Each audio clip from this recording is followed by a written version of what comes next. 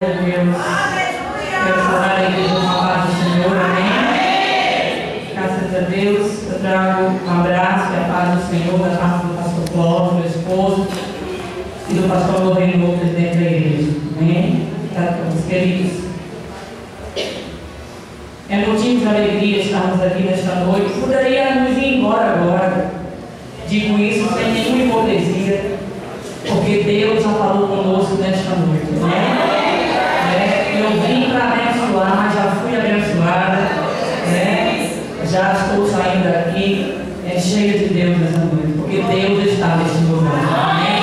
E já falou de várias maneiras, de várias formas nessa noite, mas aí mesmo sentado, mas com teu coração de joelhos, com a tua cabeça, fecha teus olhos.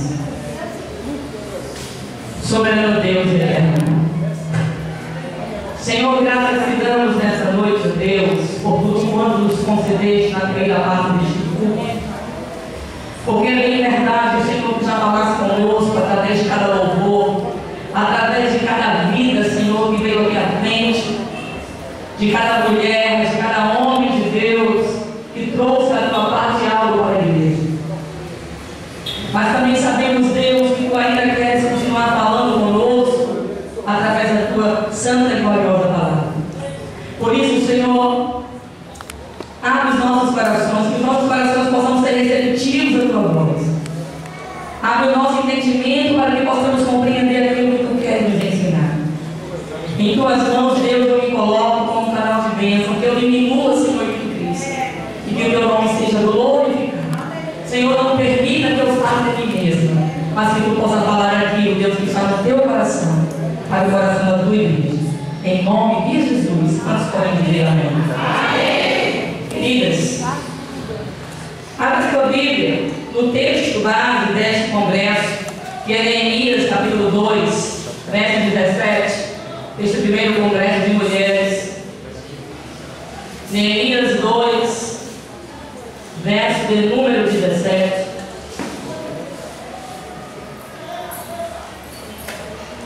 Amém? Amém. Que diz assim: então me disse, bem vedes vós a miséria em que estamos, que Jerusalém está assolada, e que as suas portas têm sido queimadas a fogo. Vinde comigo e reedifiquemos o muro de Jerusalém, e não sejamos mais no opróbrio. Você pode repetir comigo? Vinde, pois, e reedifiquemos, e reconstruamos os muros. A palavra reconstrução, eu quero partir deste princípio. A palavra reconstrução vem de um verbo, ou do verbo reconstruir. E o que é reconstruir? Reconstruir nada mais é do que construir novamente. Reconstruir nada mais é do que fazer uma reforma. E ninguém faz reforma em algo que está bom, faz? Não. Você olha a paredezinha da sua casa, pintadinha, bonitinha, com cerâmica, e você diz: vou reformar porque estou com vontade de gastar dinheiro, é isso? A gente só reforma o que está ruim. Eita, essa parede está com a rachadura, esse telhado está com vazamento, essa pintura do inverno molhou, mofou, e a gente pensa em reformar aquilo que não está bom.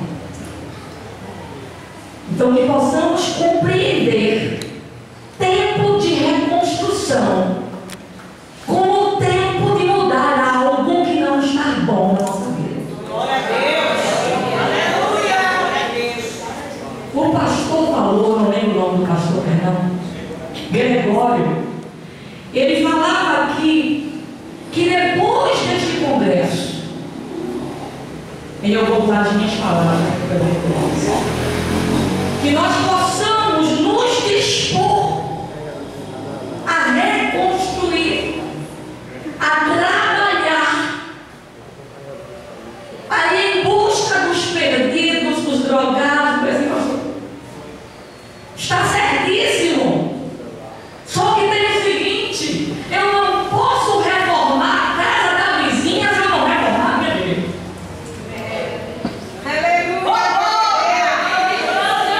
Amém? Amém? Porque seria a mesma coisa de eu estar com uma trave no meu olho e querer tirar o arqueiro do olho do outro. Irmã, deixa eu reformar a tua casa, teu telhado está vazando, tua parede está rachada. E a irmã diz: mas a sua também não está, pastor.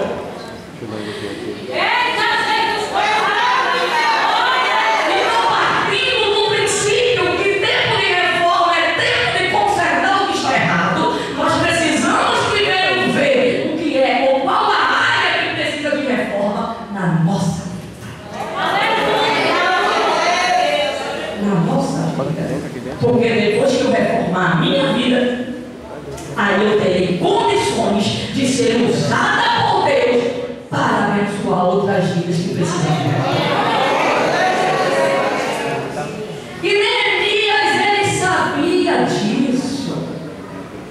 Neemias tinha consciência de que ele não podia dar nenhum passo, que ele não podia nem mesmo ter uma conversa com o rei Artaxerxes sem que primeiro ele buscasse uma reforma pessoal.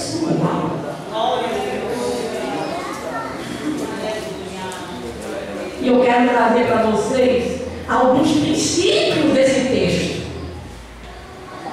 a começar no capítulo 1, para que você entenda que a reconstrução só começou lá no capítulo 3, capítulo 4, pelo diante, depois que ele buscou a reconstrução pessoal para a vida dele. Amém? E para a vida do povo. Capítulo 1. Neemias, capítulo 1. Do verso 1 ao verso 3.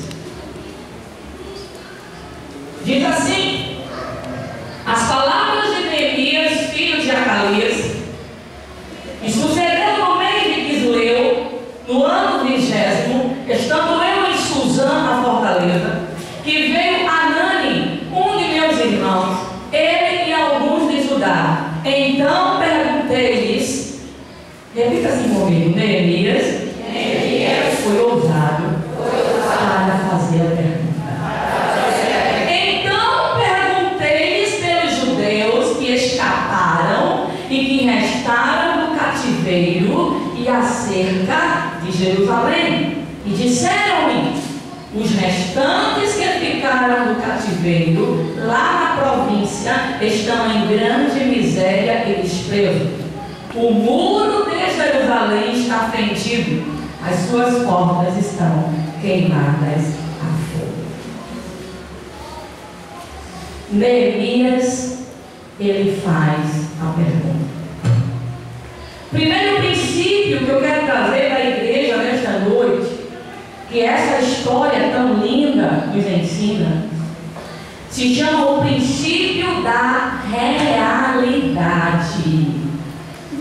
Eu não posso reformar nada sem que antes eu consiga entender a realidade da situação.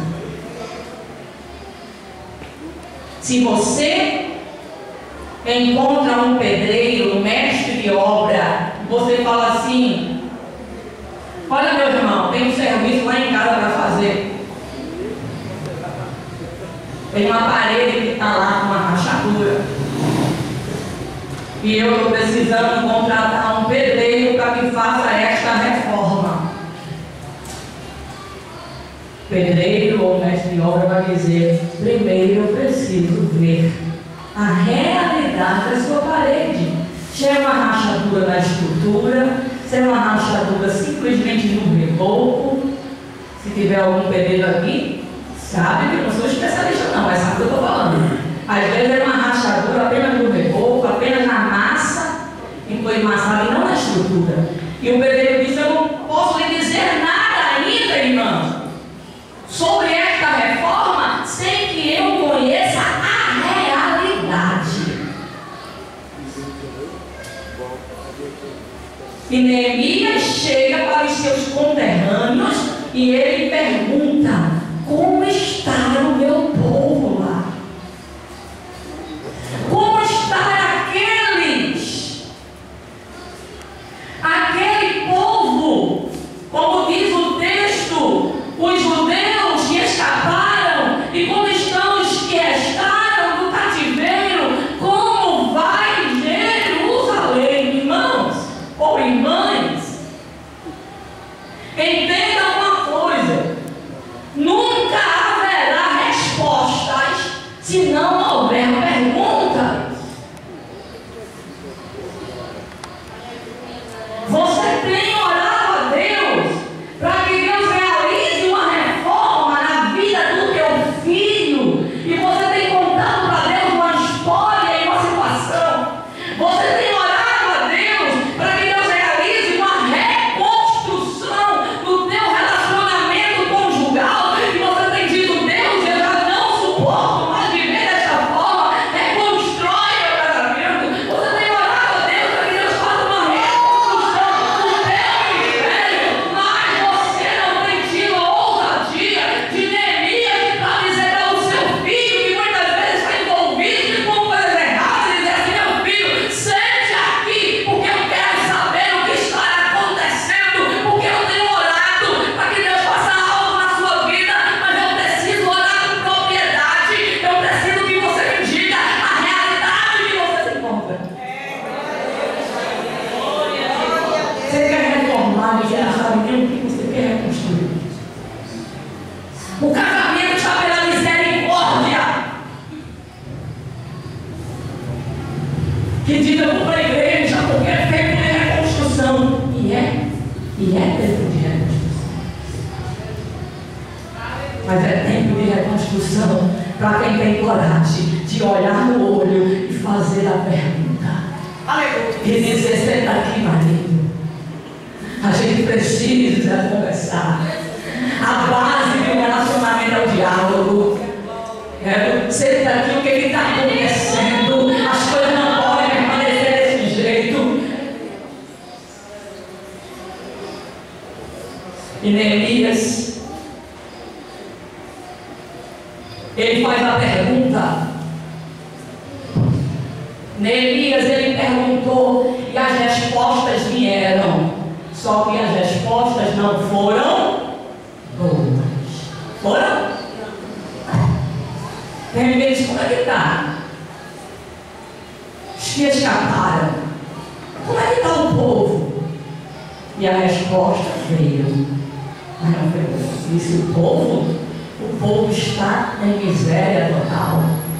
O povo está em opróbrio. O povo está em vergonha. Os muros estão vendidos e as portas queimadas. Parafraseando tudo o que disseram para Neemias. O que disseram para Neemias nada mais nada menos foi: tu quer saber como está a situação? Ruína. E eu volto para o início da reflexão. A gente só busca a reconstrução naquilo que não está bom.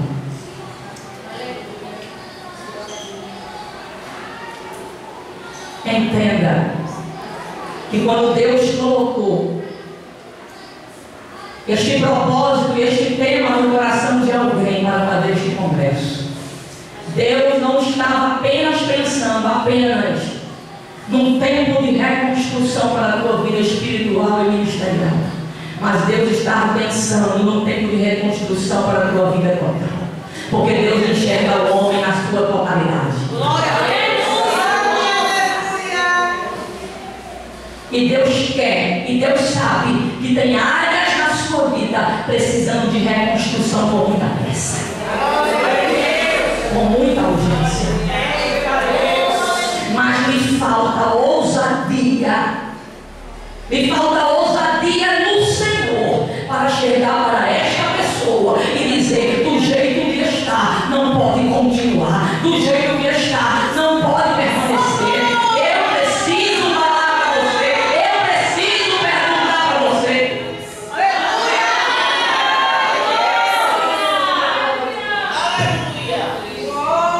Qual a área da sua vida que se encontra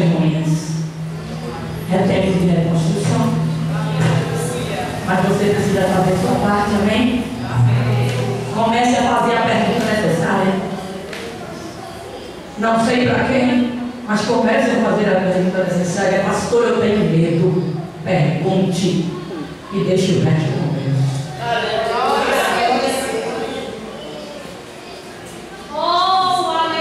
Neemias perguntou. E a resposta não foi. Muitas vezes nós não fazemos a pergunta porque temos medo da resposta. Não fazemos a pergunta porque temos medo da resposta. Neemias precisava ouvir a verdade, irmãos. Entenda uma coisa: o nosso Deus, Ele é santo. Amém? Amém. E um Deus santo não trabalha fora da órbita da verdade. Você quer reconstrução, mas não se reconstrói nada em cima de mentiras. Não se reconstrói nada em cima de mentiras. Toda reconstrução parte de uma verdade. A verdade pode doer? Pode. Mas é a partir desta dor que Deus vai fazer algo.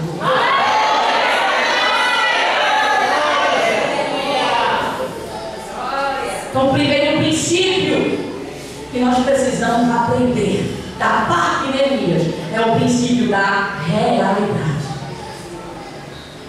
Não tenha medo de buscar a verdade, até porque Deus não trabalha fora da órbita da verdade. Pergunte, e em cima do que você perguntar e da resposta que você ouvir, é que Deus vai começar a trabalhar. Deus trabalha na transparência, na verdade. E Neemias pode dizer: mas é que eu aguento. Está em miséria, Neemias. Eita, Jesus. Está em opróbrio, Neemias. Minha cá, meu Deus. Os muros estão vendidos, Neemias. Senhor, tenha misericórdia. As portas estão queimadas, Neemias. O que é que falta acontecer? Difícil.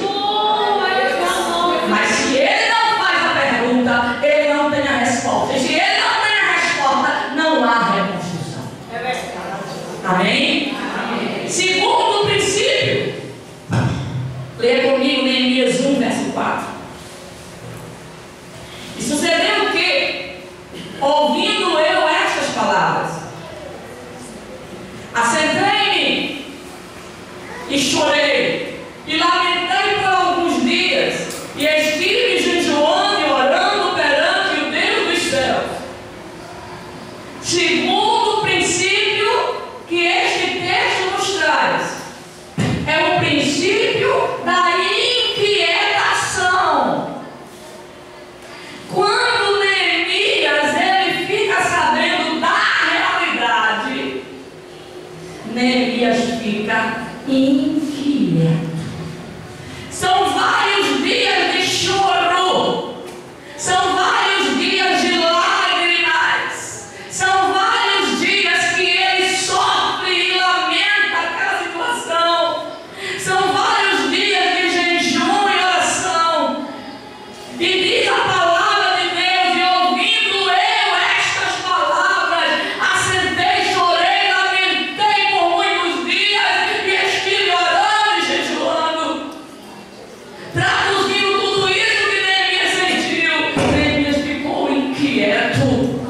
Podemos dizer também que Neemias ficou indignado. E eu quero dizer para você, meus queridos, que nem sempre a realidade traz alegria. Nem sempre a realidade traz alegria.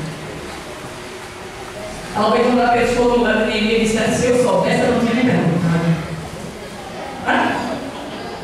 Se eu soubesse, eu não tinha nem perguntado. Fui perguntar para quê? Olha como eu estou chorando, lamentando, angustiado. Mas eu quero dizer uma coisa para vocês, enquanto aqui, principalmente para você, mulher. A realidade pode até não trazer alegria, mas ela no mínimo tem que provocar em você inquietação. Porque toda inquietação e toda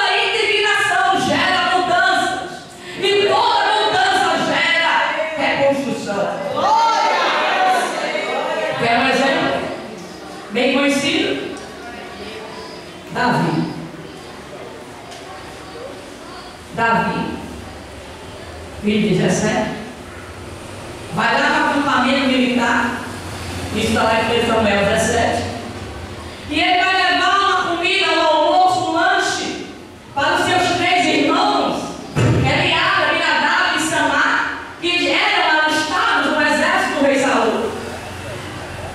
E quando Davi chega lá, diz a palavra de Deus em 1 Samuel 17, que ele começa a escutar um zum.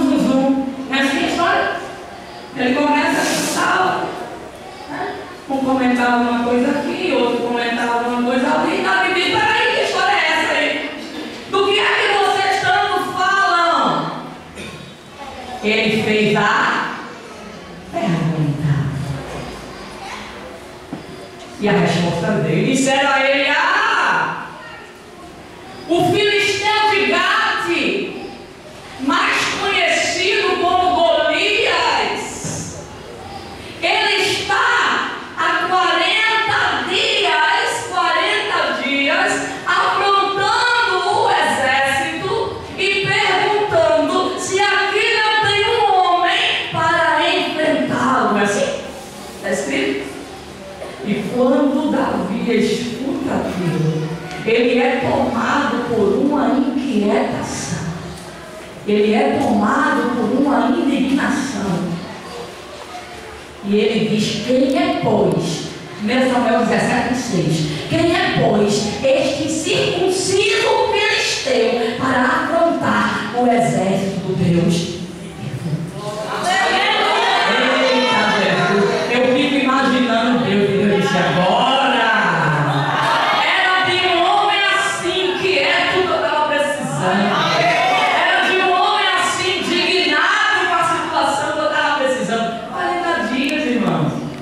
E a cada vez que o filisteu de Gate, Golias, se manifestava para afrontar, o povo sentia medo. Cada vez que o filisteu de Gate fazia uma afronta e uma humilhação, o povo recuava. As pessoas estavam acomodadas com uma situação.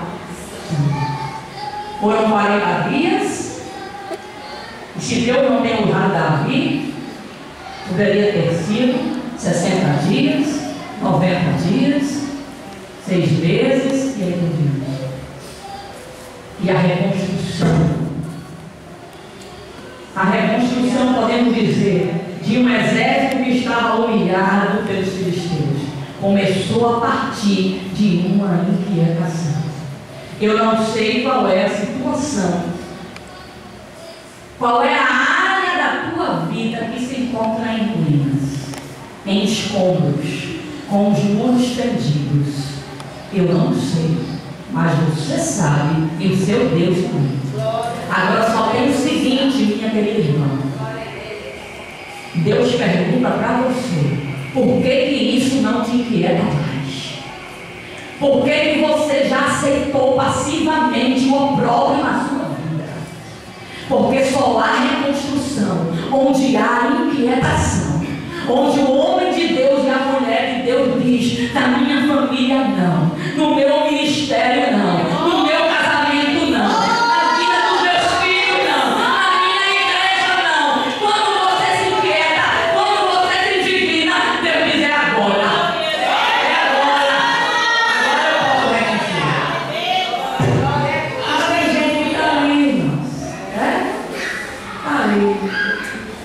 Deus, tu sabe.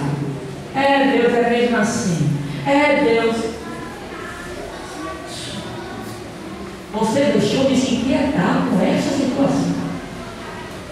Você passou a olhar essa situação como se fosse algo normal. E Deus diz para você: isso não é natural, isso não é normal, não é isso que eu quero para a tua vida. Eu tenho algo melhor, tenho algo maior. É tempo de reconstruir. Se inquiete.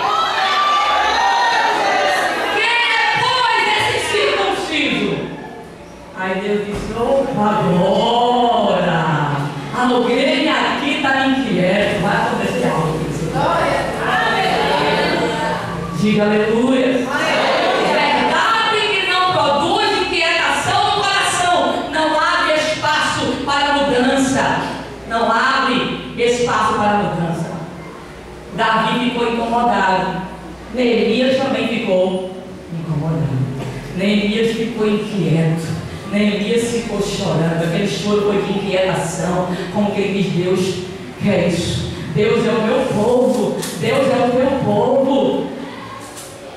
Deus é a minha parentela.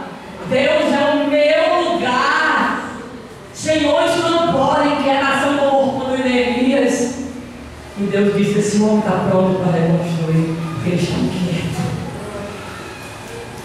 Que Deus te inquieta aqui hoje a mudar esta situação. Que Deus te inquiete a partir de hoje. Glória a Deus. Terceiro princípio que encontramos nesse texto, ainda em Neemias capítulo 1, verso 5.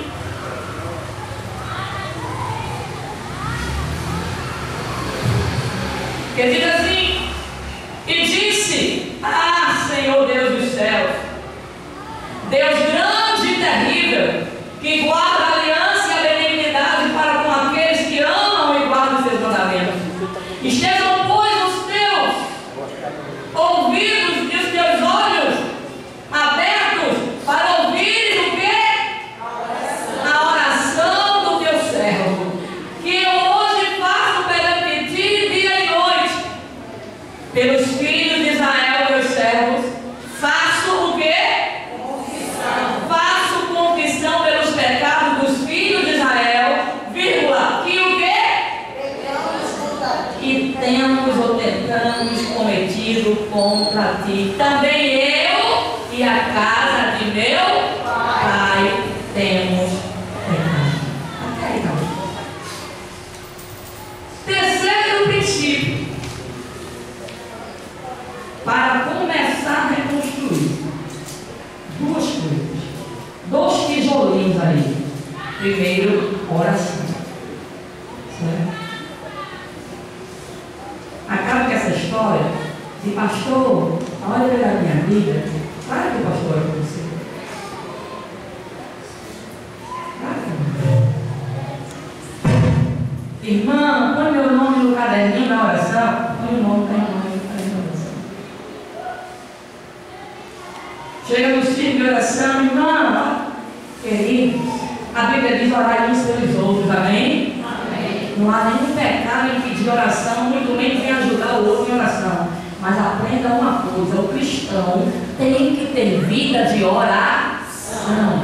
Você não pode viver na sombra da oração do outro. Deixe de fazer o irmão de boleta. Dobra seu joelho e vá orar.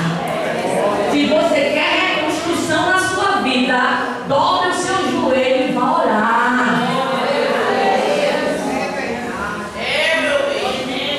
Vivemos em uma época de um avanço tecnológico nos meios de comunicação. Porque antigamente,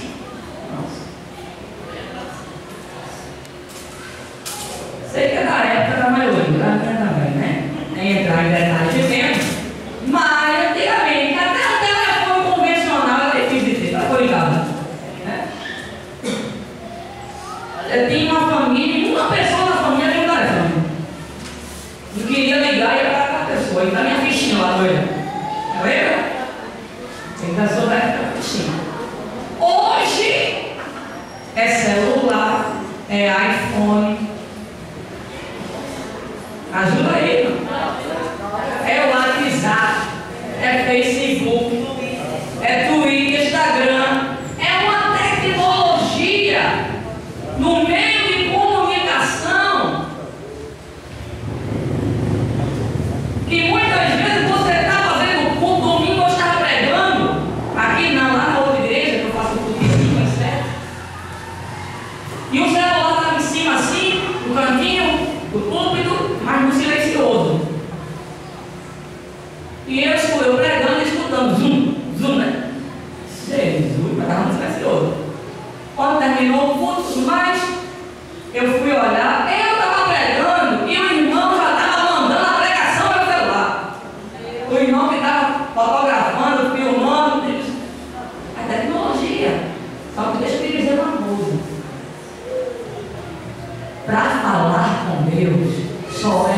só há um meio de comunicação.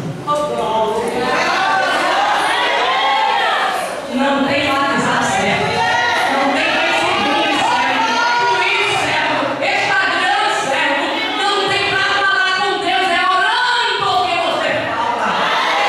Isso não mudou e nunca vai mudar. Se você quer reforma, faça como Neemias. Se você quer reconstrução, começa a orar, minha querida. Começa a orar.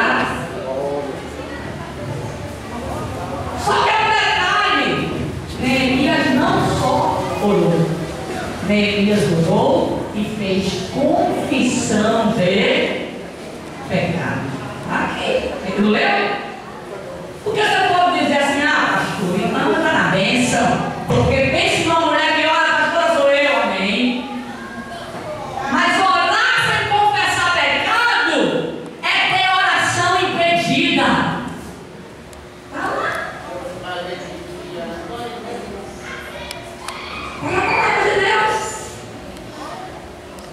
Isaías 59. As nossas orações, os nossos pecados, iniquidades, levantam uma barreira, um muro entre nós. E diz lá Isaías, e o Senhor vira o rosto para não nos ouvir. Como é duro, pastora! Isso não deve ser verdade. A verdade está na palavra. Mas na palavra é verdade. Como é que eu oro e Deus vai virar o rosto? Porque oração sem confissão de pecados é em vão. Por isso que Neemias orou e disse: Senhor, eu quero fazer confissão de pecados. Eu quero confessar pecados pelo povo. Eu quero confessar pecados pelos meus pais. Eu quero confessar pecado por mim também. Quero só dizer uma coisa para você. Neemias não era nem daquela geração que tinha cometido grandes pecados contra Deus. Neemias foi um cidadão que já nasceu no cativeiro, na terceira geração era Neemias. Mas mesmo assim Neemias não se isenta da culpa. Neemias não transfere a culpa. Neemias disse: eu quero confessar pecado. Tempo de reconstrução. Amém? Amém. Amém. Amém. A reconstrução só acontece quando você confessa pecado. Quando você diz: Deus, nessa ruínazinha aí, nesses escombros desse muro que fedeu aí na minha vida, Deus, nessas portas queimadas desta área da minha vida, Deus, eu também tenho culpa. Eu também tenho uma parcela. Não é culpa só de fulano, não. Não é culpa só de fulano, não. Deus, eu também tenho. Eu quero confessar. Porque para que Deus possa reconstruir, Deus, eu preciso assumir a minha culpa, a minha responsabilidade. Amém? Amém. Muito bem. Quarto princípio. Eu já estou terminando. Quarto princípio é o princípio da paciência. Neemias capítulo 1, viu que eu não saí do capítulo 1 ainda? Neemias capítulo 1, verso 11, diz assim: Senhor, estejam, pois, atentos os teus ouvidos à oração do teu servo e à oração dos teus servos que desejam temer o teu nome. Faze prosperar hoje o teu servo e dá-lhe graça perante este homem. Então eu era copeiro do rei. Neemias está orando, meu Deus. Na oração dele, ele pede a Deus para que Deus conceda a ele graça, porque ele queria conversar com o rei Artaxerxes. E ele diz: Deus, toca no coração deste homem. Eu preciso falar com ele. Eu preciso que ele me ajude. E Neemias ora. Agora veja comigo. Neemias 2, verso 1. Neemias 2, verso 1. Que diz: sucedeu, pois, no mês de quê? Mês de Nisan. Para você que não sabe, Nisan é mês de abril, mês de Nisan, provavelmente aí no mês de abril. Sucedeu, pois, no mês de Nisan, no ano 20º, no rei Artaxerxes, que estava posto o vinho diante dele, e eu peguei o vinho e o dei ao rei, porém eu nunca estive triste diante dele. Volte lá para Neemias 1, verso 1. Mês de Nisan, viu? Neemias 1, verso 1, que diz as palavras de Neemias, filho de Acalias. Sucedeu no mês de Kislev, no ano 20º, estando eu e Suzana com Fortaleza, que veio Anã e também falei isso aí. A história fala de 2 meses. Kislev, provavelmente em meados de novembro, dezembro, e Nisan, provavelmente em meados de abril. Quando Neemias, ele pergunta o estado do povo, e ele fica sabendo, provavelmente era final de ano. E ele ora um mês, dezembro, ele ora um mês, janeiro, ele ora um mês, fevereiro, ele ora um mês, março, ele ora um mês, abril, para que Deus dê a ele uma boa oportunidade de falar com ele. E quando ele foi falar isso aqui, seu coração estava meses de oração e angústia. Neemias precisou ter muita paciência e dizer: mas Deus, eu quero reconstruir aquele lugar. Deus, eu quero levantar aqueles muros. Deus, mais ou menos. Deus, eu preciso ir lá. Senhor, me dá uma boa oportunidade para eu falar com este homem. Deus, mais uma vez. Deus, eu não aguento mais de tanto chorar, de tanto orar, de tanto jejuar. E Deus, mais uma vez. Quer dizer para você, minha irmã, que o tempo é Deus. O tempo é do Senhor.